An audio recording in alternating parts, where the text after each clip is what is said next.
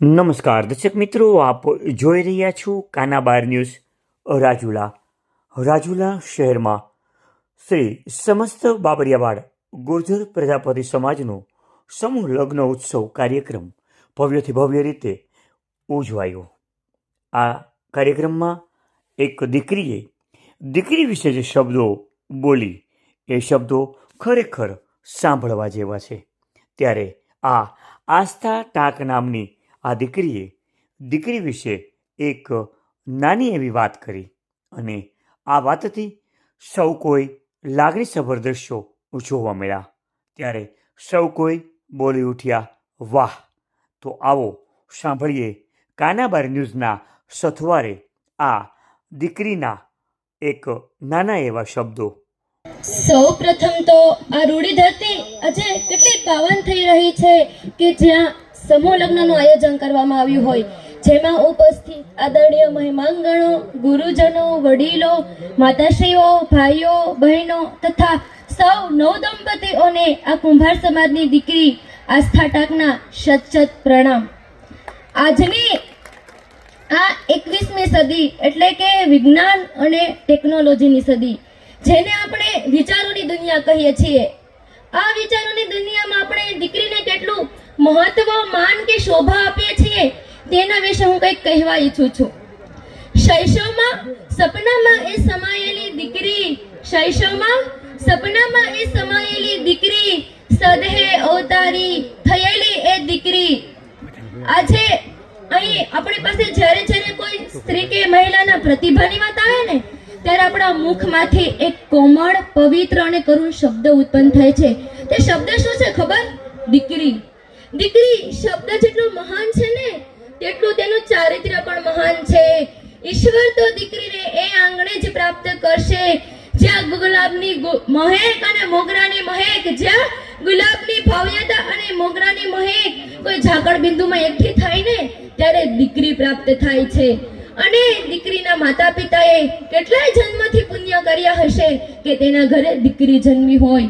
કહેવાય છે કે દીકરીનું કોઈ ઘર નથી, પણ એ તો જો દીકરી વિનાનું કોઈ ઘર નથી.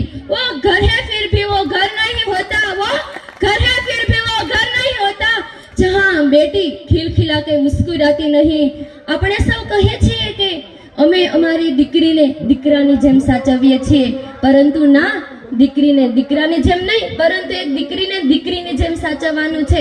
અને કહેવાનું છે કે બેટા, તું દીકરી છે ને, એ જ અમને અને તને સૌને ગર્વ છે.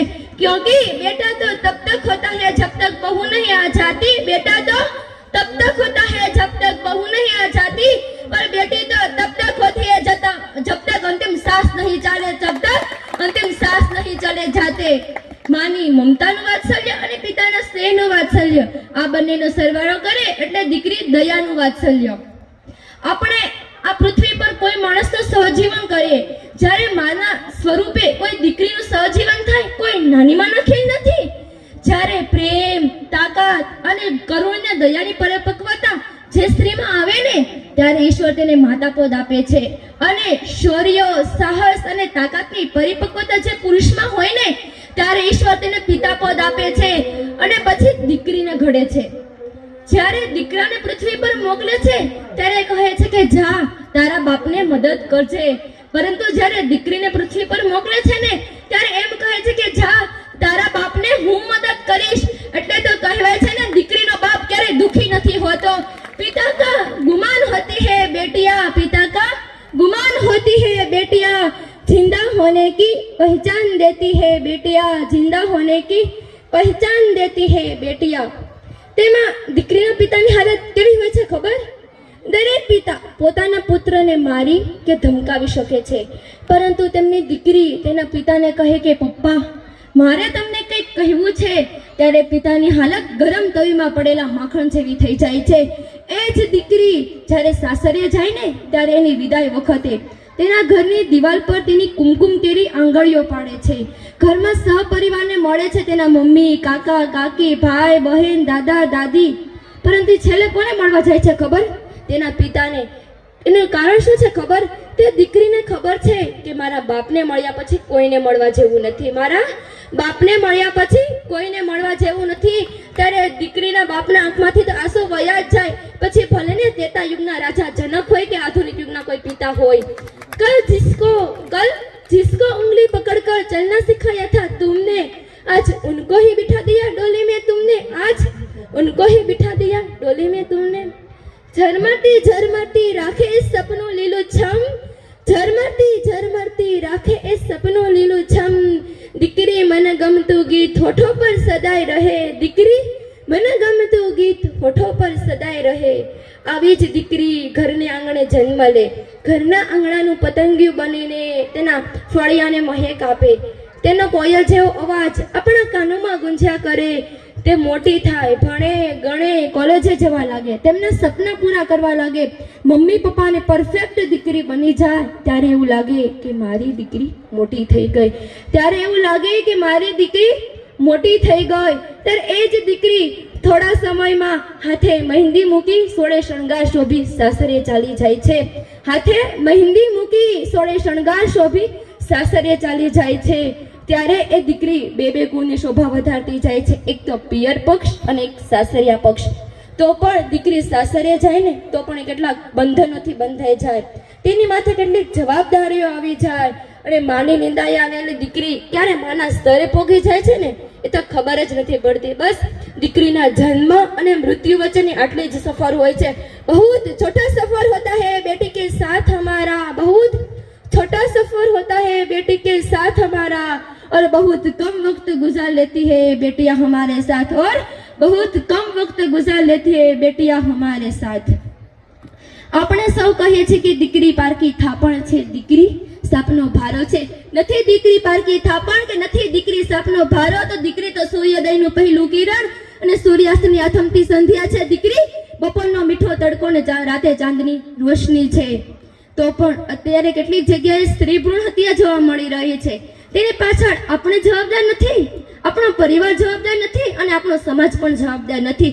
તેની પાછળ તો માત્ર ને માત્ર આપણા પરંપરા અને રિવાજ જવાબદાર છે. આપણે સૌ જોઈએ છીએ છે આપણા દાદા દાદી, વૃદ્ધો અને વડીલો અત્યારે આધુનિક બની ગયા છે. જ્યારે આ બધામાં આધુનિકતા લાવ્યા છે, આપણે જો સૌ જોઈએ છીએ કે આપણી પાસે આપણા જે વૃદ્ધો બેઠા છે તેની પાસે એની પ્રાચીન વસ્તુ જોવા નહીં મળે, પરંતુ હા આ આધુનિક યુગનો ટચસ્ક્રીન ફોન જરૂર જોવા મળશે. તો આ બધામાં આધુનિકતા લાવ્યા તો આપણા પરંપરા અને રિવાજોમાં આધુનિકતા કેમ નહીં? અહીં ઉપસ્થિત સૌને પ્રશ્ન થવો જોઈએ, કારણ કે જો મારું માનવું છે ને ત્યાં સુધી આ ભારત દેશનો કોઈ પણ નાગરિક પરંપરા અને રિવાજોમાં આધુનિક લાગશે ને તો અત્યારે કોઈ પણ જગ્યાએ સ્ત્રી ભ્રૂણ હત્યા નહીં, પણ સ્ત્રીઓને માન અને સન્માન આપવામાં આવશે. અત્યારે આપણે એવું કોઈ ક્ષેત્ર નથી કે જેમાં દીકરી આગળ ન હોય. શિક્ષણ ક્ષેત્ર, સંગીત ક્ષેત્ર, નૃત્ય ક્ષેત્ર, જેમાં બધામાં દીકરી આગળ છે.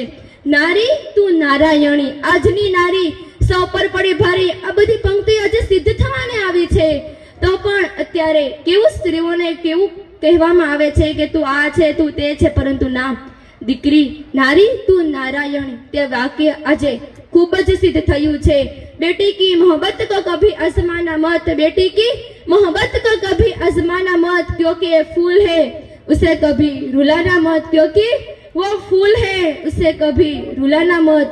આપણા આ સોનાથી ચડિયાતા ભારત દેશના માનનીય વડાપ્રધાન શ્રી નરેન્દ્રભાઈ મોદીએ સ્ત્રીઓના આત્મસન્માન માટે, સ્ત્રીઓની સુરક્ષા માટે અને સ્ત્રીઓના સશક્તિકરણ માટેની જે યોજના બનાવી છે તે ખૂબ જ સારી છે. બસ વડીલોની દીકરી અને દરેક ભાઈઓની બહેન તરીકેની મારી આટલી જ નમ્ર વિનંતી છે કે દીકરીઓના સપના પૂરા કરવા માટેની બધી તકો આપજો, તેમને આત્મસન્માન આપજો અને બેટી બચાવો, બેટી પઢાવો અને બેટી વધાવો જેવા અભિયાનો ચલાવો, જેથી આપ સૌના ચરણોમાં જય શ્રી કૃષ્ણ, જય હિન્દ, જય ભારત. આવા જ સમાચારો માટે અમારી ચેનલને લાઈક કરો, શેર કરો અને સબસ્ક્રાઇબ કરો. અને હા, બેલ આઇકોન દબાવવાનું ભૂલતા નહીં.